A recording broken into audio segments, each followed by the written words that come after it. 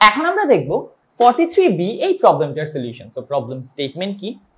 Integration of tan square x by 2 dx।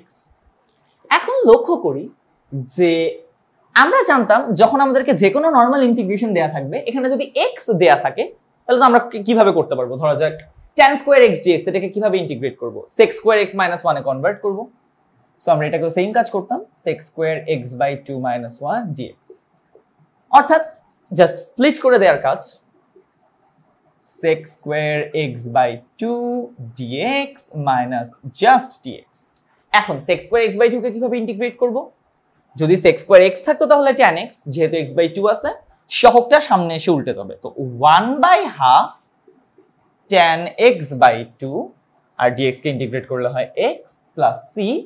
So আমরা 1/2 মানে 2 বলতে পারি। So 2 tan x by 2 minus x plus c, and এটাই হচ্ছে আমাদের এই প্রবলেমের সলিউশন।